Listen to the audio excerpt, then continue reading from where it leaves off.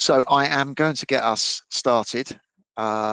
Welcome to the live launch of the SX200 model kit. So you can now finally put a face to the project. This is it. I'm Tim Draper, the creator and the originator of the Lambretta 3D model kit Facebook group. First of all, I want to thank all of you supporters and members of my Facebook group. We've now got over 2,600 followers in that group. And I know that social media can be quite a toxic environment in this day and age, but our group is a real exception to that. Such a positive and supporting group. It's a real pleasure to communicate and speak to everybody on the group. When I first started this venture, my aim was to replicate the whole custom scooter scene in miniature. We got a few more people joining there. And so the whole point really was to try and recreate that sense of community, sharing of knowledge and expertise, and building something unique and customizing, but to do it all in miniature, which is effectively what we've got here. Hence the creation of a stock scooter model with a custom and performance tuning upgrade shop. More on that later. Just give me a second, everybody. I've just had someone message me saying they can't get the link to work. I'll just send them a message.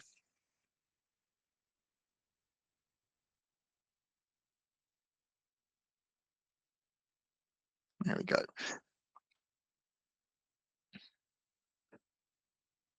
So this is our agenda for this evening's session. I'm going to do a quick round of introductions, give you a little bit of background to the story so far, how I've ended up where I am here.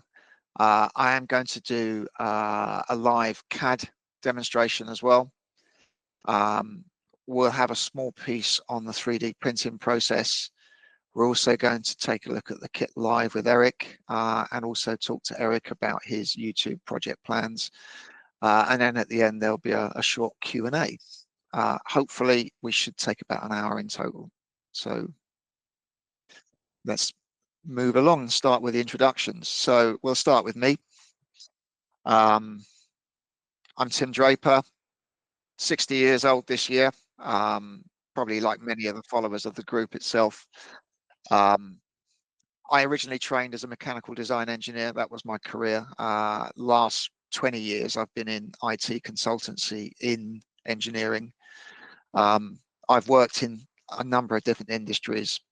Back in the early days, process plant, dairies, breweries, that kind of thing, scientific instruments, electron microscopes, ultra high vacuum pumping and process equipment, luxury mobile phones. So I work for a Nokia spin-off company called Vertu, and we designed and manufactured real high-end phones. I'm talking phones that were like 30, 40,000 pounds each. And now most recently I work for one of the biggest CAD software companies in the world, Dassault Systems.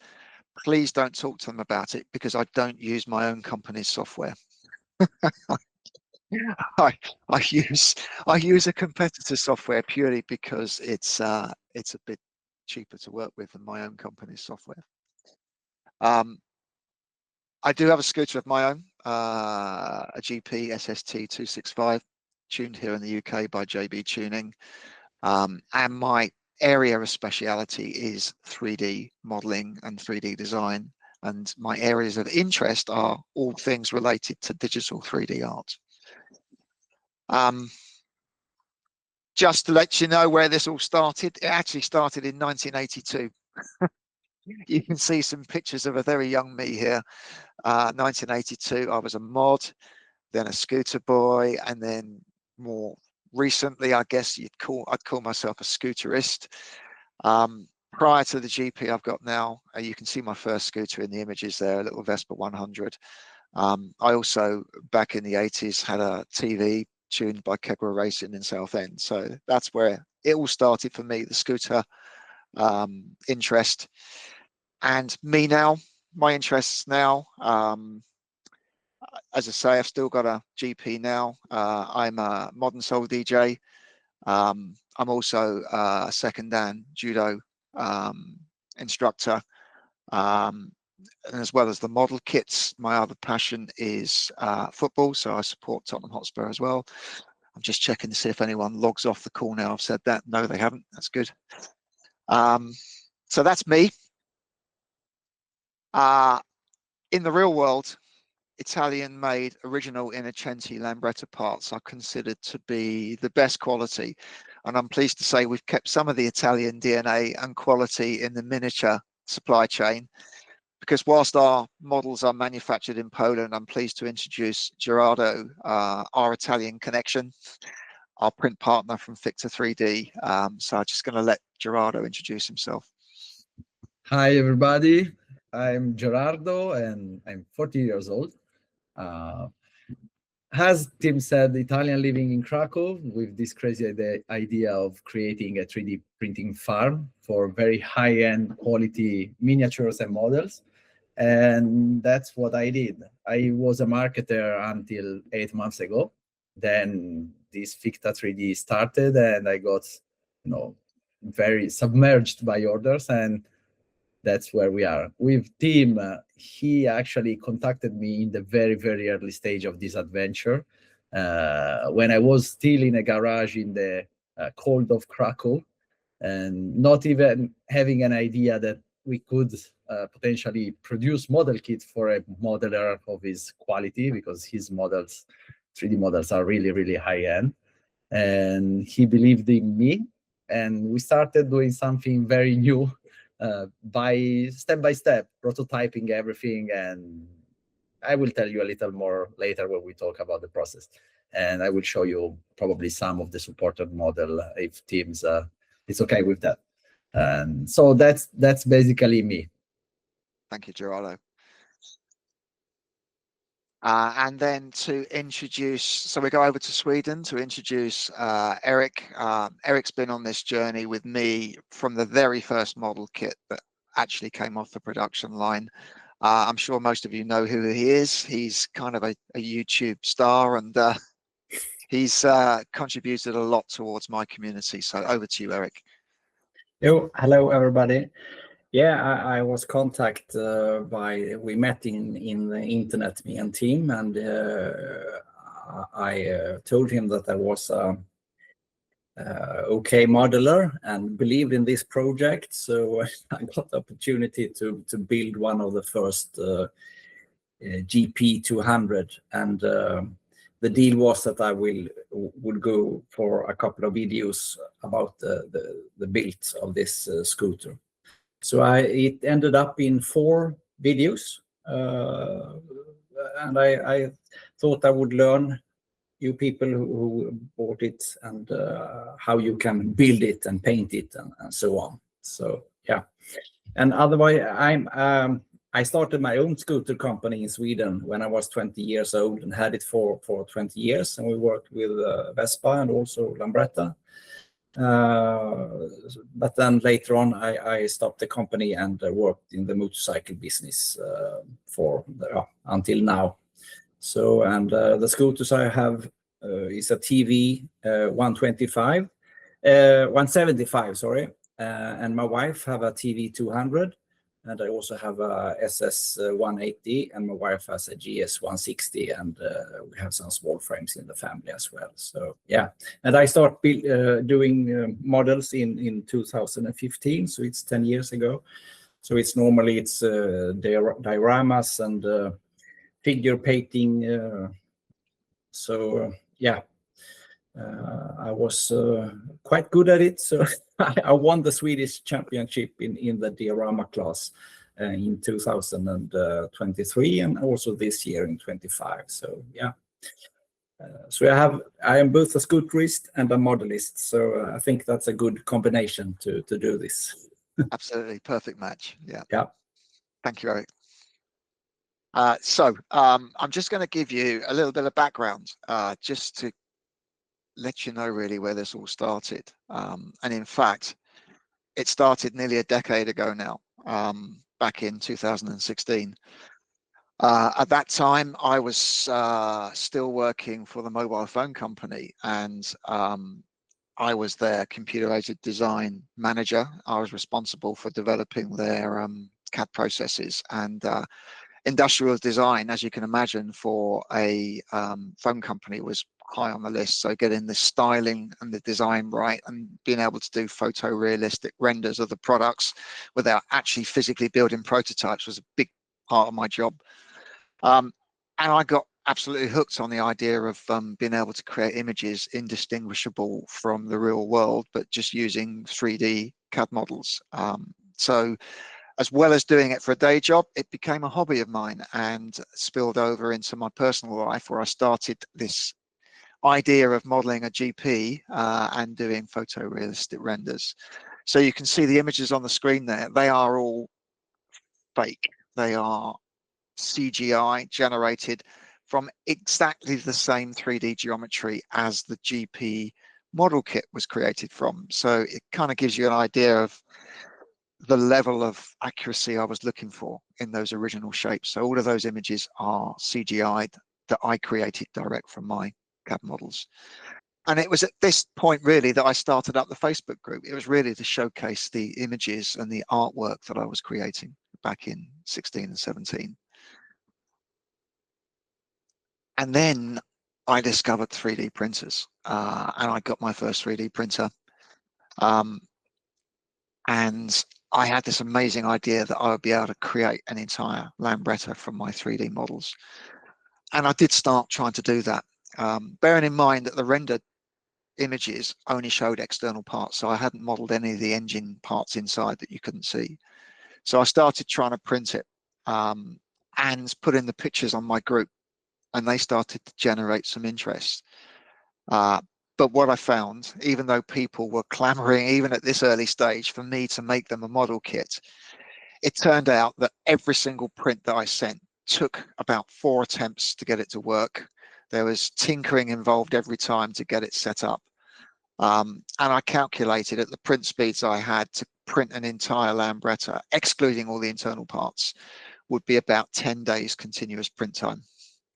So it was a lovely idea to think that I might be able to make kits and sell them to people, but the reality was, with that little machine in my office, no way was that going to happen. So the whole thing started to kind of die off really, and I got busy doing other things. I had some health issues to deal with as well, so this kind of stuff got kind of left behind. So between 2018 and 2023, there was a 5-year gap where I did nothing. Facebook group became inactive, and I think, judging from some of the comments on the group, some people even thought I'd succumbed to COVID and wasn't around anymore. But then in 2023, my son purchased a 3D printer. This is real state-of-the-art stuff, and this was a prosumer machine called a Prusa Mark IV. And when I saw what he could do with that, it was a total game changer. The speed was phenomenal, and the reliability and the click and print capabilities, where you just fire and forget, was just like a complete eye-opener for me. And suddenly my interest got rekindled. I thought, with a machine like this, maybe I could not just print a kit for myself, but I could do it for other people. So I started with a lot of enthusiasm, a new project. I rebooted the Facebook group and I started modeling the Lambretta in its entirety. So you can see some of the images on the screen there, all of the engine components inside.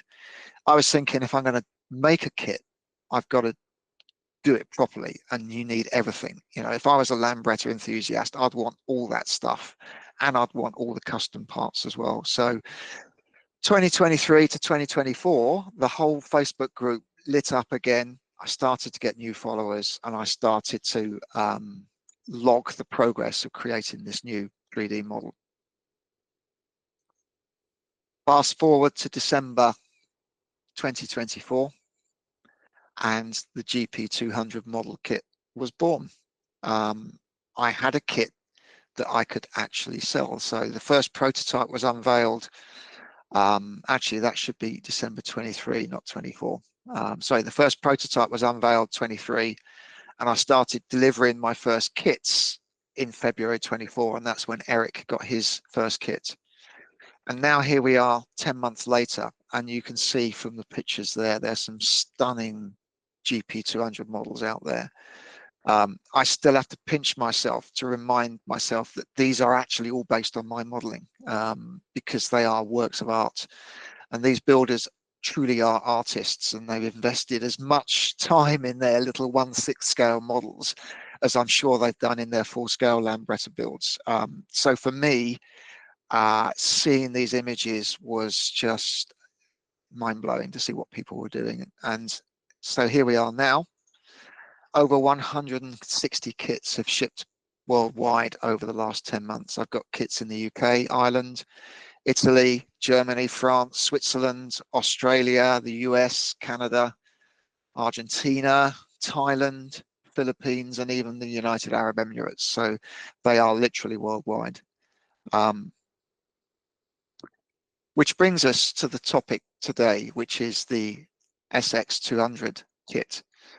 Taking the level of detail to another meticulous level, printed using a different technology to the GP. It's using SLA resin, and this gives us an almost injection molded level of finish. So what you now have also is the most accurate and authentic scale model rendition of a Lambretta that's ever been produced, and I'm confident in that claim. I've done my research. Nothing of this level exists now or has ever existed as a model kit before. So I present to you the SX200 kit, and I'm just going to switch to present something else to you now.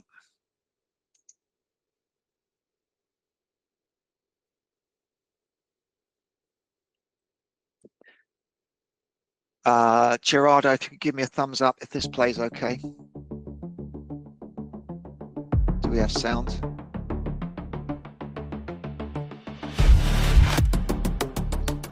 Have we got sound?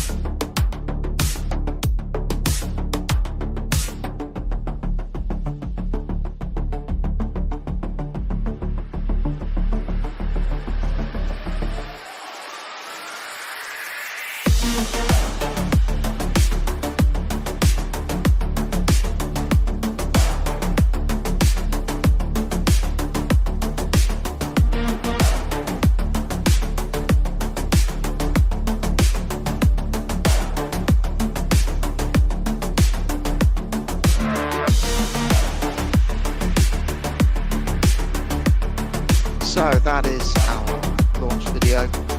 Let's go back to my PowerPoint.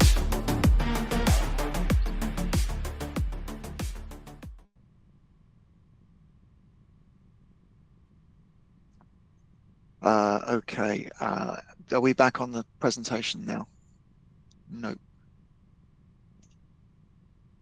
Let me try again.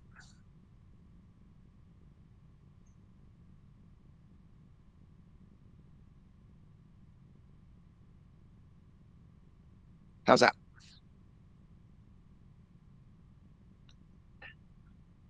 Okay, so that is our new SX200 model kit. And without further ado, what I thought we would do is just give you a little preview or a little introduction as to how that kit was actually modeled. So I'm going to actually, hopefully, all things being well, go into CAD now and give you a live demonstration. The plan here is to actually create a model of Pathfinder headlights on the SX200, and we'll run that live. So I'm just going to switch over my share now to show you the CAD window. Stop sharing.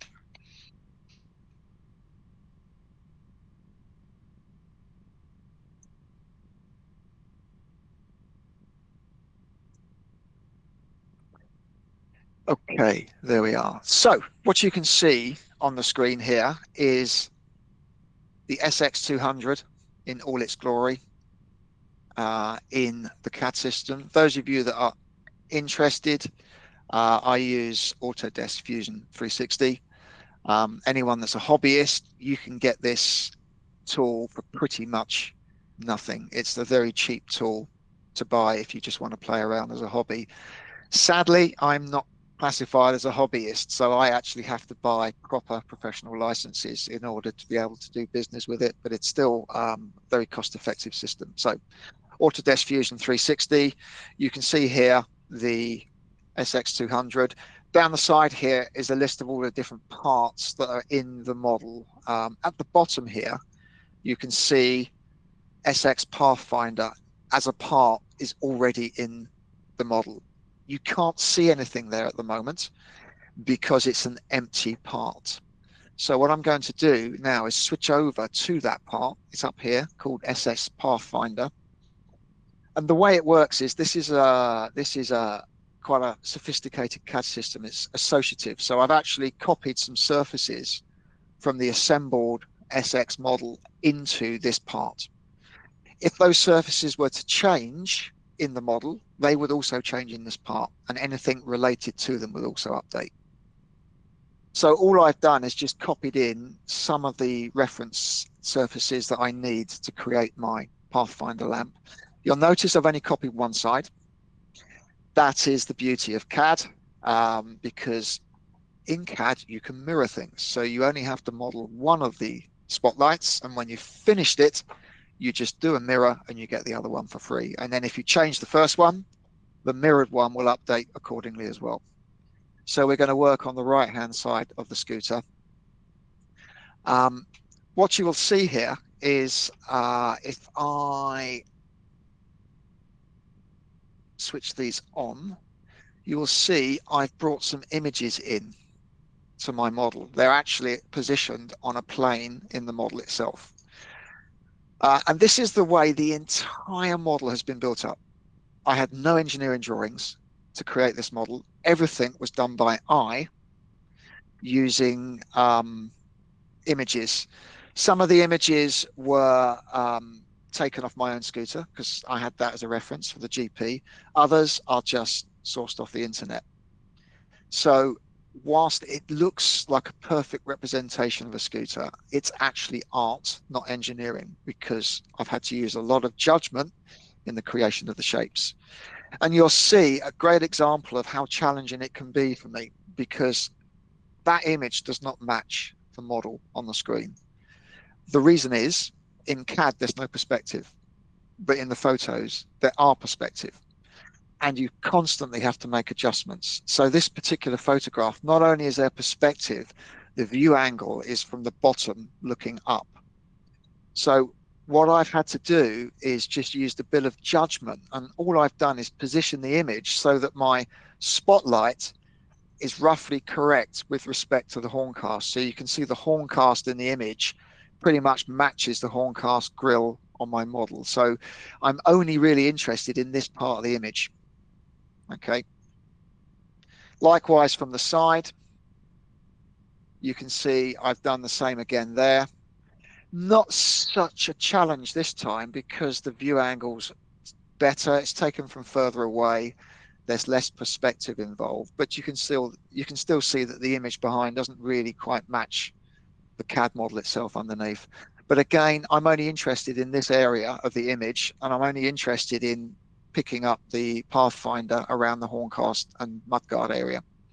So I've got a couple of reference images there.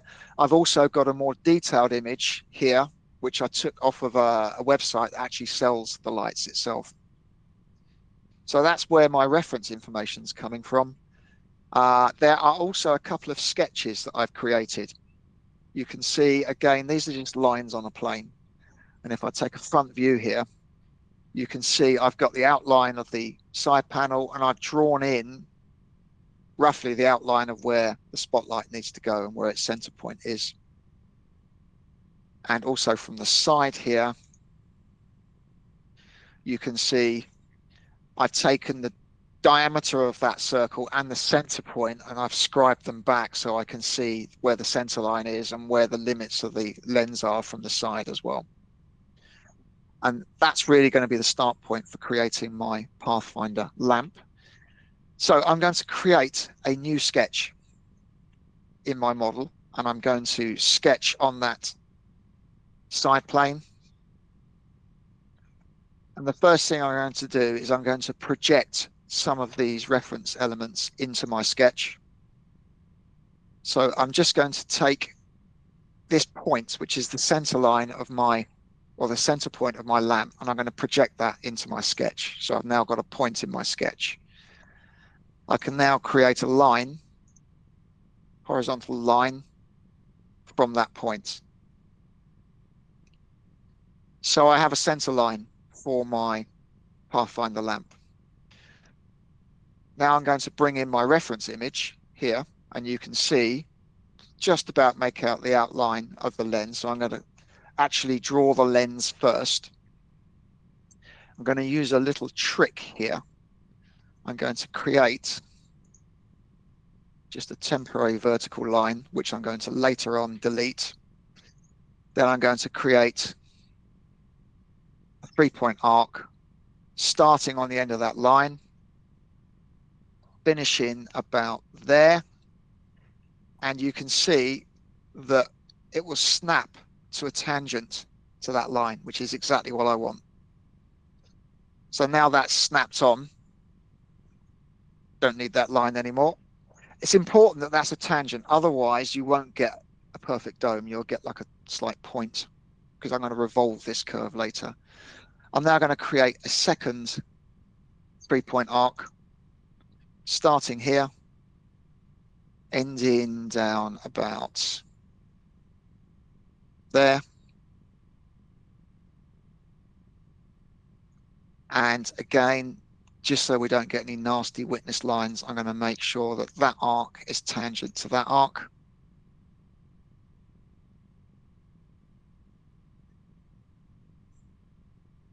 Then we will draw, actually before we do that, I'm going to do an offset. Bearing in mind this is 1/6 scale, so minus 0.5 millimeters. So I've got a 0.5 millimeter wall thickness there.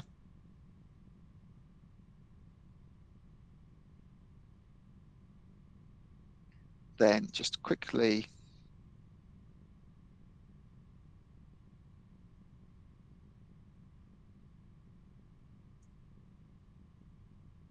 draw in an outline there.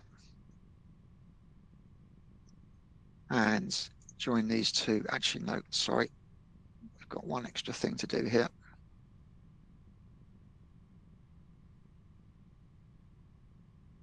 Bring that in a bit.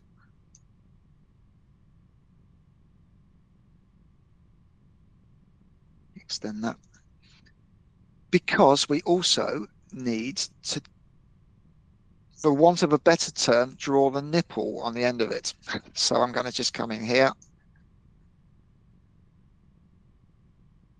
Here. Most of this has been done by eye, just using the background images as a reference. And then we'll just snip that bit of line out. Join it across there.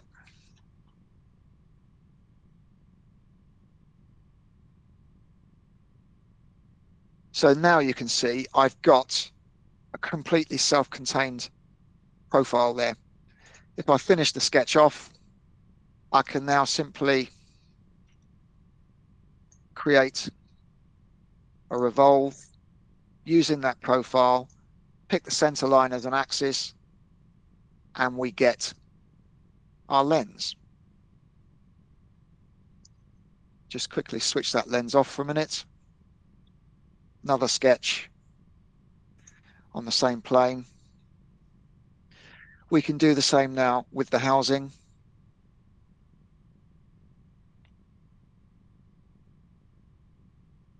I just want to project through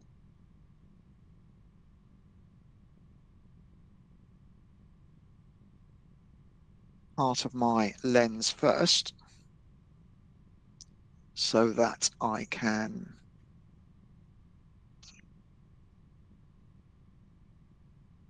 create another 3-point arc, starting here, down to there.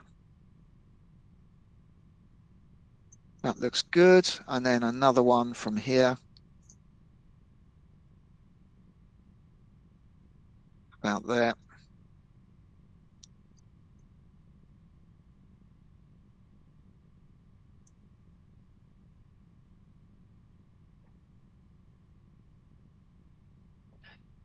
As I did before,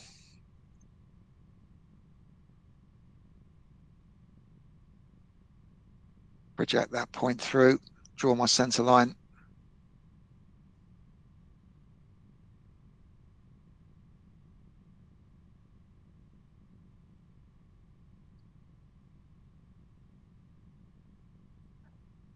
Haven't got a lot of time, so I'm going to do this in a fairly simple way for now. Now I need to draw the mounting that goes onto the leg shield. I've got a different reference image I'm using for that. So I'm using this image for the mounting. So I'm now going to just draw some straight lines here. Let's go from there to there to there.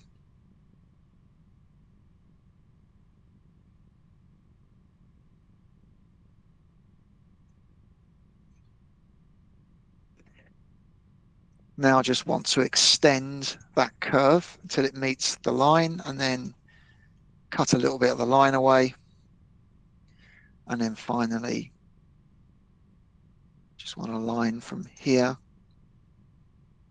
to here. And you can see we have another shape ready to revolve. So I'll finish the sketch there. Let's clean this up a bit, turn some of these sketches off.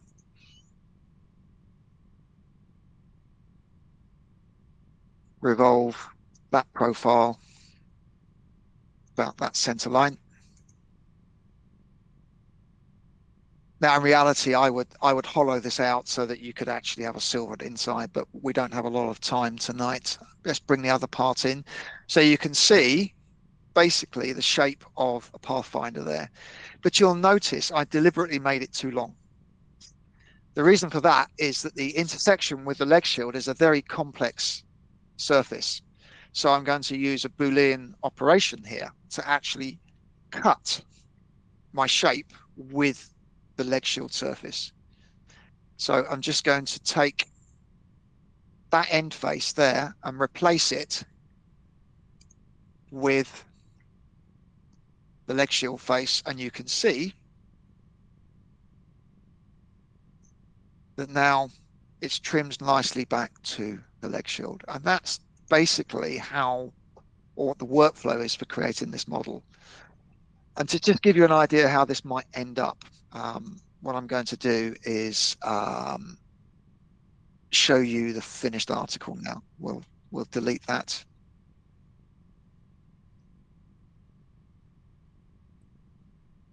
So you can see now here, this is what the finished article might look like with a simple mirror about the center plane here. If I save this model and then return back to my SX200 assembly, you'll remember that the Pathfinder model is already inserted. All I have to do is update that to the latest version, and you should see those Pathfinder lights pop back up. Here we go.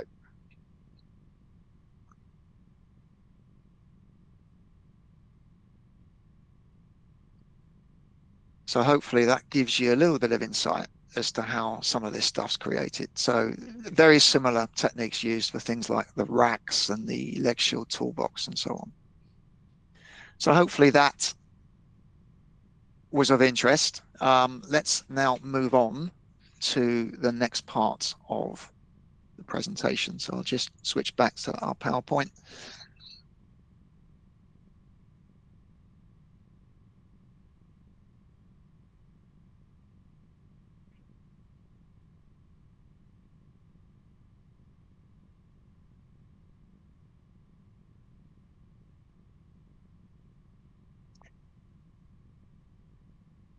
Okay, Gerardo, is that back up on the screen now? Yeah, good. Okay. So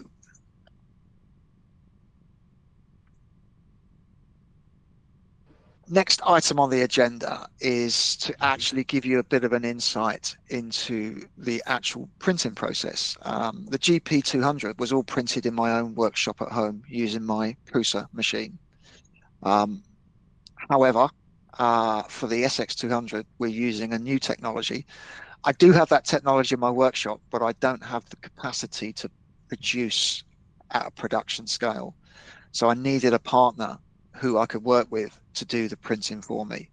Someone who shared my passion for the project, was committed to making a proper business to business partnership, could achieve the levels of quality that I needed, and would also obviously look after my intellectual property as well. And lastly, an important point for me was I wanted a partner who was in Europe, not the Far East, who was a startup who I knew would be committed to growing with me.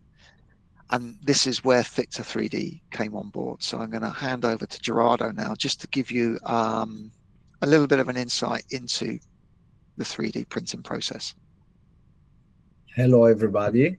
So thank you, team. And I'm really impressed because I do some modeling by myself. I use Blender just as a hobbyist, but I was really impressed on how you made it seem so easy to model something like that, like in just 5 minutes. I'm really amazed, to be honest. And also I usually see the second part of the process. So the one that you see in the pictures, the messy process. I cannot show you anything of the printers because I need protection to go close to them. Resin is toxic and alcohol is even more toxic. But the awesomeness of this kind of machines is that with resin, you can get to a precision of 24 micron, 20 micron, even sometimes 16. Mine can produce details up to 16 microns. The problem is that the resin cannot sustain that kind of detail. But to let you understand how thin it could be, it's half the height of a hair. So it's just that level of detail. I will show you a couple of parts. Actually, I'm going to share the screen if you want, team, so that I can show you what I can show you. So the slicing process, where we go from the model that you have seen from team to what it is actually going to print. So the model you have seen, it's basically transformed in something like this. This is the slicing, the slicer software that we use. This is the engine case, for example.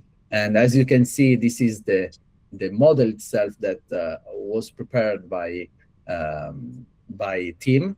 And I'm going just to very quickly delete all the supports just to show you what it is. So team, actually what you have seen model, it is this that comes to my laboratory. And then what we do is basically create the supports in order to let it print. Because have you seen in the picture what it's printing is not this way, but this way. So the challenge is that resin creates a lot due to the gravity, the chemicals, the temperature control, physical stress. There's a lot of things going on and involved. So this is basically what we do. And what we do is to,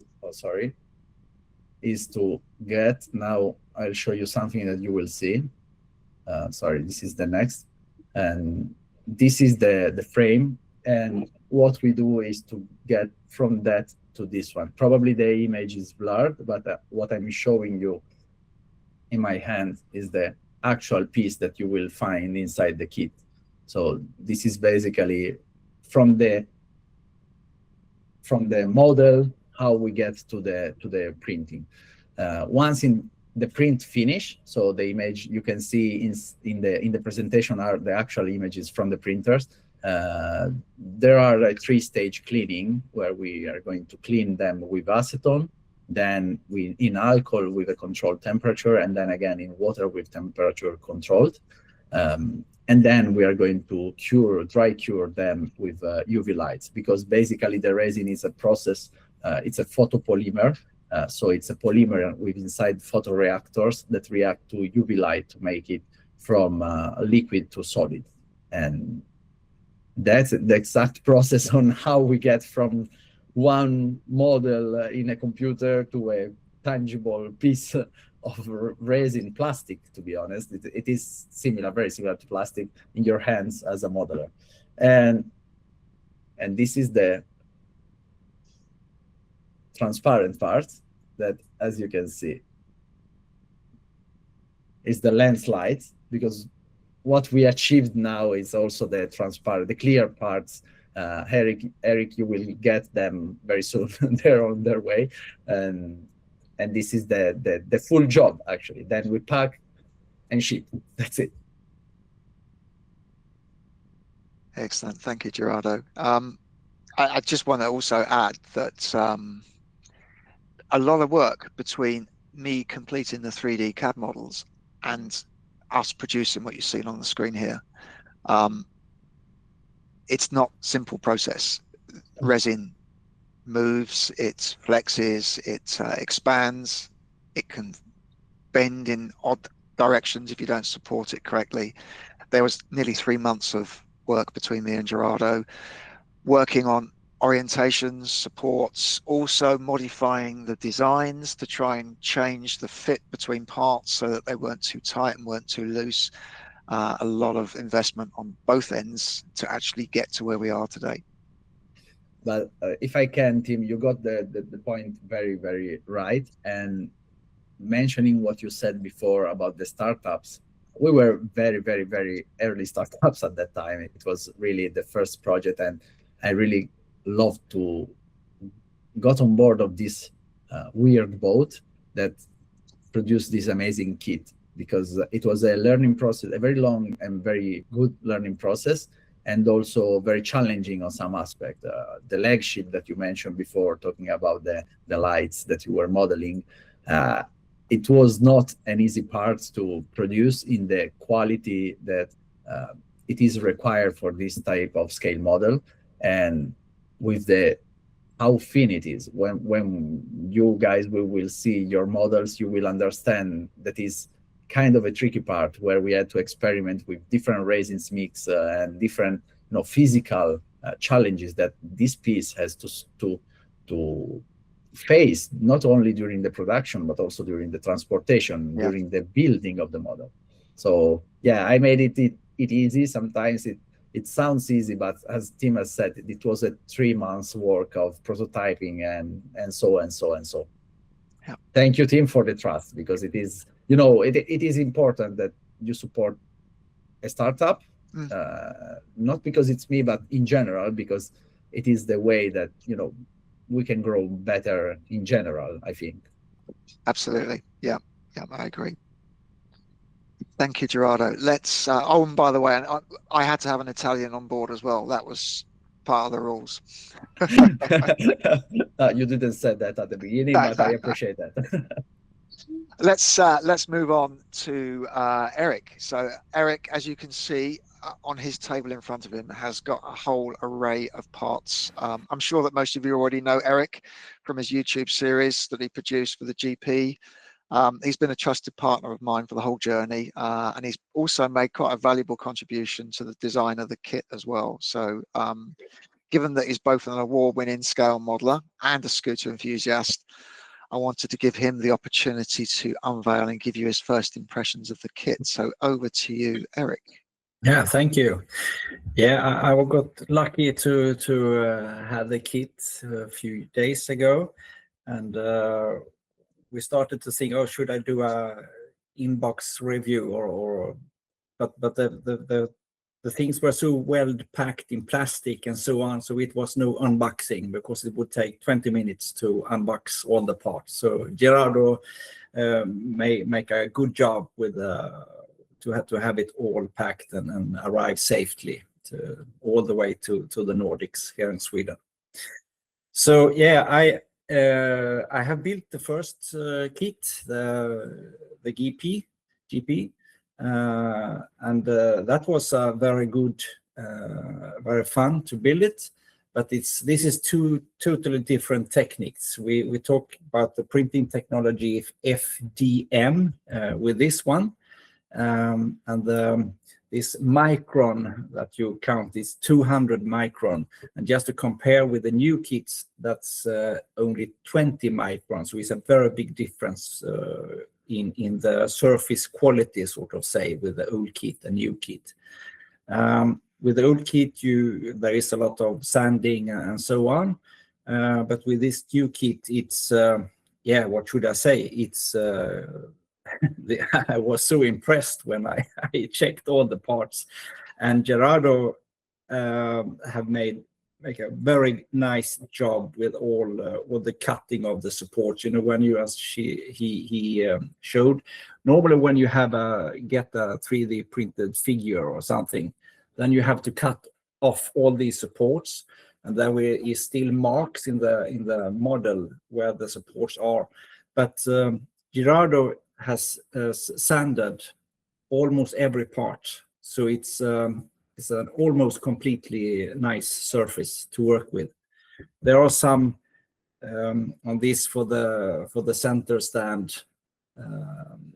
There is some marks still, but it takes 20 seconds to sand it down, so it's nothing. So, but I think I took some photos and sent them to you, team. Can we take a look at the close-up photos? I've got is my screen being shared at the moment? I don't think it is it? Hold on. There we go.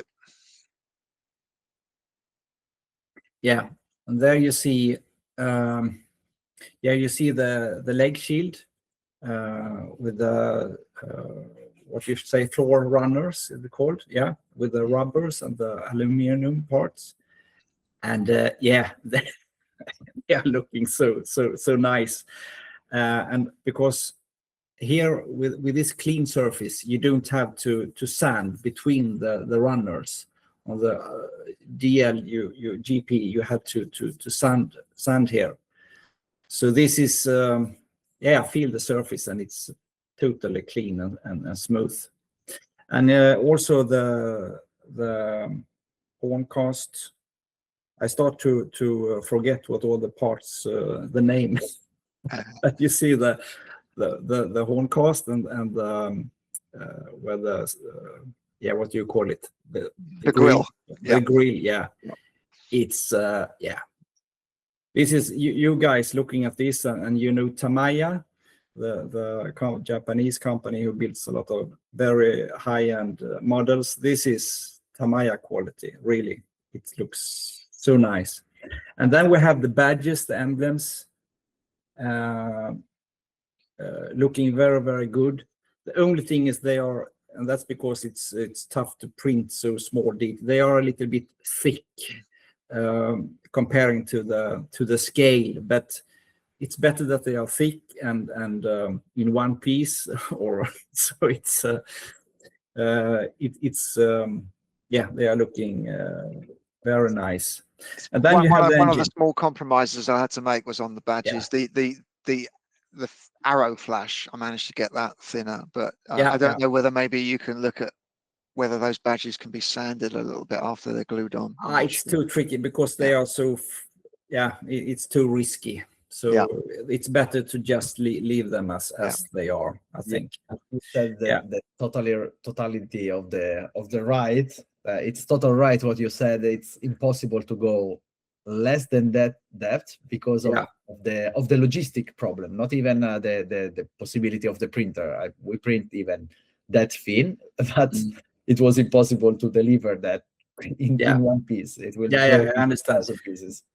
Yeah, and then we have the engine. On the picture, I have put the kickstart and brake drum on. So it's when you have it arrives, it's the cylinder is not there and so on. And this was very interesting because on the old kit, I scratch build all the parts for the cables. So now, Tim, I think you looked at my scratch part. I was inspired. I was because if you want to show your model with the side panel off, then this is very you see this immediately, and it, you know, to have a crisp, good looking model, then it's good to have all the details on the engine. So what I will do when I build my model, I will scratch, taking thin cables or wires to scratch the cables as well as I did in the first model, because it's it gives a very crisp look. And you also added the coil, the high tension coil that I scratched on the first one, so that's a nice detail. And also the seat. This is, I'm so glad and impressed by this one, because the old seat for that seat, it was in 2 pieces, right? Yeah. So it was a lot of work with the sanding and yeah, to do it. So this is really good looking, and it's hard to see now when it's a low quality of the camera, but it's so nice with what you say, the rivets, or Yeah.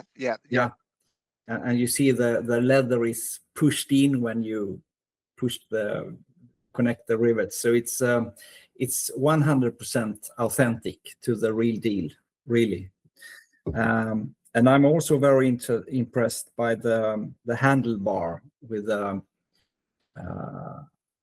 this. They are in three pieces, but yeah, with the rubber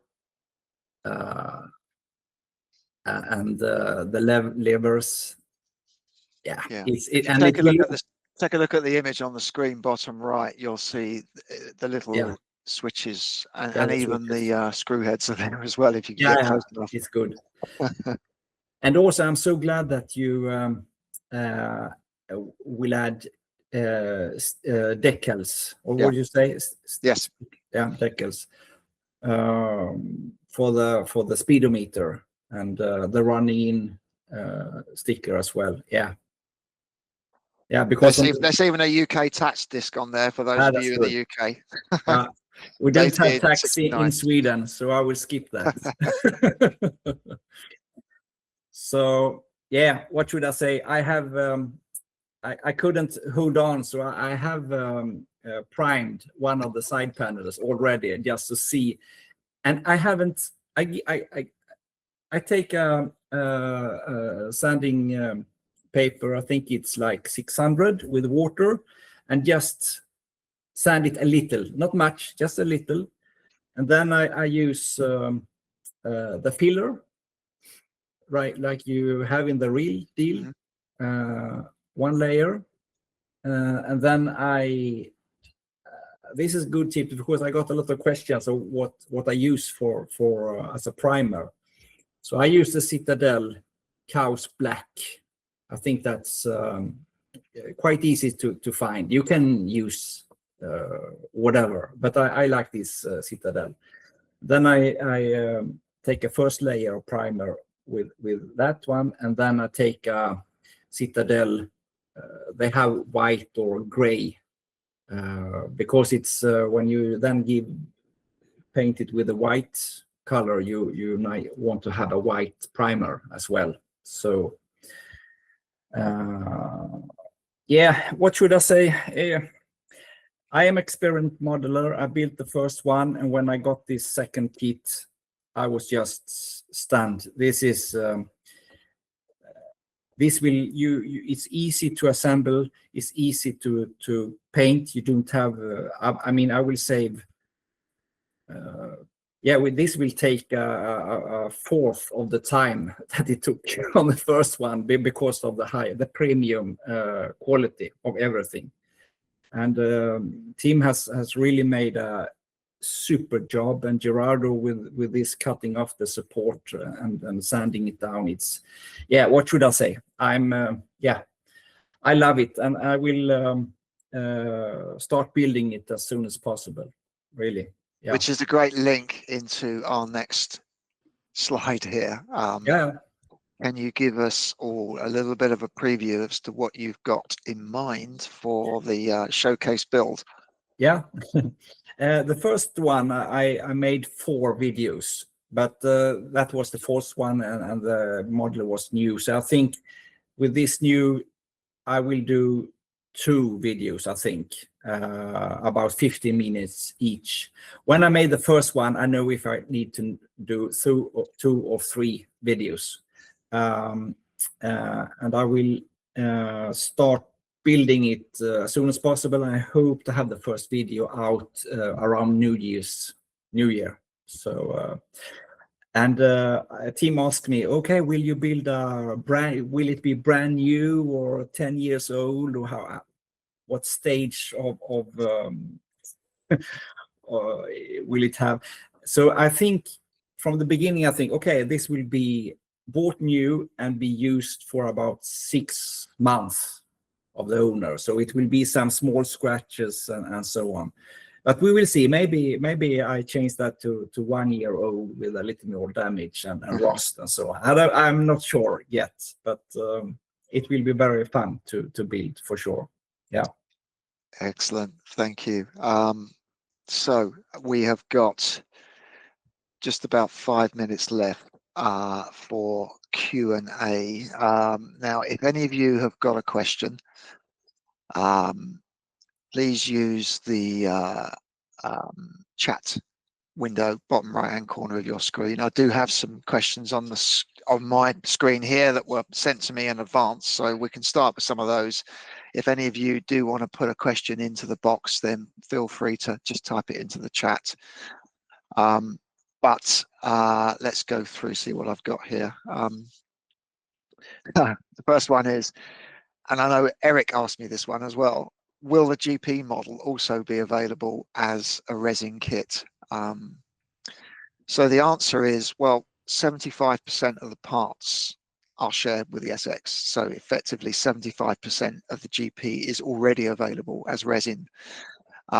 So it is very feasible to do. So yes, we can, and hopefully we will do it in resin. It kind of depends if there's demand, because there are other things in the pipeline as well, and it really depends on what people want. So maybe I'll throw that back to you guys. Timing will be dependent on Ficta 3D and their capacity. So we haven't mentioned it so far, but Gerardo, he's a startup. He's in the process of moving into bigger and more capable facilities. At the moment, our production capacity is limited by the machines and the supply that he's got for those machines. So I have to kind of plan my production based around what Gerardo can produce. But in theory, GP is quite feasible as a kit. What else have we got? Will other lab... Tim, may I say something that I forgot to mention before? There is one big difference between the old and new model. The old model is made of another type of material that is non-toxic. So this is when you build the old model, then you can, there's no problem. But resin is very toxic. So when you sand parts, you have to wear some sort of mask for your face, because you don't want that thing in your lungs. So that's important to mention. Yeah, if I can add something, what I would advise also is we go through a three step cleaning process. That's actually 4, to be honest. But anyway, what I would advise is to give it a wash in warm water, not too hot, just under the 40 degrees, so 30 degree, like normal hot water running from your normal source. Just to remove all the particles of the sanding and whatever residue could have been on that. Yet resin, it's not that toxic after curing, so it's like ingesting normal plastic, but as well as being a microplastic is not healthy. So I would advise to use a mask, whatever you're sending, just because all these particles are could give you very bad stuff. So Okay. Yeah, but that's a good point. And in fact, you will notice when you open the box, there is a very slight smell of resin when you open the box. I certainly noticed that. Yeah, that's normal. We got a question from John, and in fact, that matches the question that had been sent to me earlier as well. John has said, any plans on a TV? Well, actually, again, taking into account the production capacity we've got, but essentially TV and SX150 are the next plans. There's a very good reason for that, because actually all I've got to do is change the side panel and we have a TV. And then I need to change the front hub to a drum brake and we have an SX150. I think I'm right in saying that. Maybe there's some other small differences, but essentially converting an SX to a TV and an SX150, very easy to do. So that really is next on my list. Starting early next year, I'll be working on the models. I will say side panels, they are the worst thing to create. They take the side panels for the SX. I started again 5 times.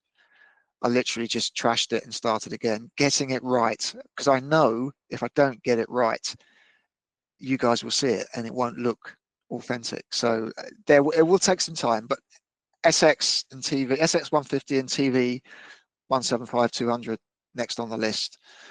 Again, it's going to be down to production capacity when we can start producing them. What I'll probably do is wait until the demand for the SX drops a bit, and then we'll fade in the TV.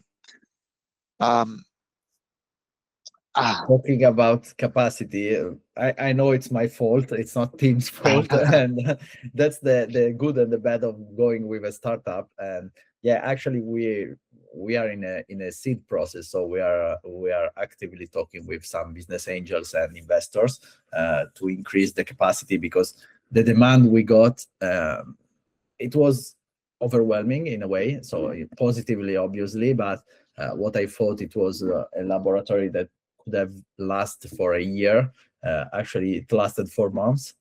So now, and also with now all the project that team is is putting out, it's gonna we are going to need a bigger place where to print more Lambrettas. That's basically it. We are planning to move in the, I hope within the end of the year, so in the Christmas, to use the Christmas period to have the ability to move. The reality is that probably it will be between January and February, because we have to adjust to some laws, because as I mentioned before, the resins and the products that we use to clean it are toxic or inflammable. So there's quite some challenges when you have more of them around. So that's basically the situation. Yeah, I actually have a question that was sent to me. How long is the waiting list? It's the first question everybody asks. I'm sorry for that, guy. I'm really sorry. Currently on the SX, we have started shipping. So some products have gone out. The first batch have gone out now. We are around about 2.5 kits a week, something like that, when Gerardo's at full capacity. Obviously, there's going to be a break over Christmas. So looking at the waiting list that I've got, I'm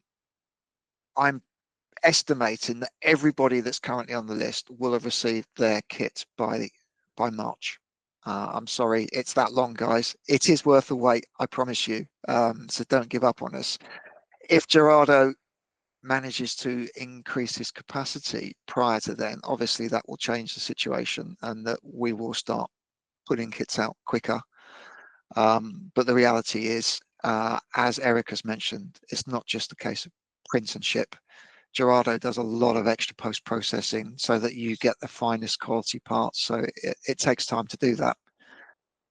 So that's kind of the situation at the moment, but fingers crossed, if Gerardo does increase his capacity, I've got plenty of kits I can send him to build. So yeah, I think that the what you mentioned, it's right, that it's not a problem only on capacity, but it's also on the level of quality that we want for the kit. And Tim is a perfectionist and he met another one, so it's kind of the level of quality mentioned by Eric. I was smiling because I'm proud of this project, of the level of quality on a little series production like this, and it takes time to get to the quality, and we are not and I think I speak for Tim as well, we're not to compromise the quality to go faster. Yeah, I agree. Yeah, and I wouldn't either. So that's kind of where we are at the moment. So, but anyway, I will keep everybody posted in the group, and I will keep updating everyone on where we are with the waiting list. And please do contact me direct if you want to find out where you are on the list and roughly how long you got to wait. Just to close off on the future plans. So TV SX150 next. John, I can see your question there. John's getting into the detail and asking me whether it's going to be the later 125 special type of side panels. Haven't even got as far as thinking about that yet, but I will consult with everybody in the group before I start the project. So I will take advice from you guys on where I should go with that. So in addition to that, and potentially upgrading the GP200 to resin, spring, early summer next year, potentially looking at LI. And then towards the end of next year, I'll be moving on to Series 2 Lambretta, which will be a really fun project. But in addition to that, I've got to start working on a set of accessories for the SX as well. Now, at the moment, quite a lot of the GP accessories will fit direct. So things like the big carb and the exhaust pipe and stuff, they'll all bolt straight on. But we've not optimized them for resin at the moment. And Gerardo and I haven't even had a conversation yet about how we're going to manufacture them, whether I do them on my printer or whether maybe you order direct from Gerardo, those parts. We still got to sort that out. But the idea is to actually release the GP accessories in resin for the SX. But there will be SX specific ones as well. Obviously, the Pathfinder lamps that you had a glimpse of today, they'll be in the list. Crash bars, backrest, toolbox for the leg shields. Inline spare wheel is another interesting thing to look at. And a really challenging project will be to look at doing a fly screen, which is basically a windscreen which is half transparent and half not. Gerardo doesn't know about this yet, but a fly screen potentially as well. So a lot of ideas. It's just a matter of actually me finding the time to work on them, because I do have a day job still at the moment, although I think I'm rapidly moving towards retiring and doing this full time at the moment as things are going. And also, obviously, it's not just a case of modeling them, we're going to make them as well. So, but there is plenty on my list for next year. Okay, we have run over a little bit. I can't see any other questions live from the session. The only other one I did want to address, which was asked of me, which was, can I download the files to print myself? I have answered this quite a few times in the group. The answer is no, and it will always be no. The reason is that the 3D data itself is my intellectual property. That's the thing that I've created. That's what makes this the product that it is. If I release those 3D files into the public domain, I can never get them back. And by the very nature of the internet, I will eventually lose control of my design. It will fall into the hands of nefarious people who will try to sell the parts on themselves or even pass them off as their own work. And it's not that I'm being protective in terms of wanting it all for myself, but it has, as you've seen, been almost 10 years of work on my part to get to these models as they are at the moment. And I want to protect that legacy. However, I might consider making some of the accessories as available as downloads as well, because, you know, having a 3D model of an expansion pipe isn't a lot of use to anybody else out there unless they've got the Lambretta model to go with it. So I might actually consider at some point making some of the accessories available for you. and it might be a way of getting the SX accessories out there quicker. But of course, I will be talking to Gerardo about whether maybe we can just have an online shop and he ships direct. Maybe that's something we can look at. Anyway, we've overrun by 10 minutes. That is the end of our presentation today. Just wanted to thank everybody that's joined live online and those of you who are now watching on catch up, because we will be posting this video for others to watch after the event. You know where I am if you want to contact me. If you've got any questions, just message me direct in Facebook or put a post up in the group.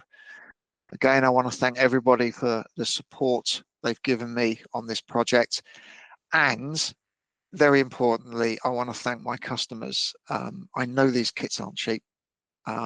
It's an investment that you're making, and I appreciate you parting with your hard-earned cash, because there are so many other things competing for that money as well.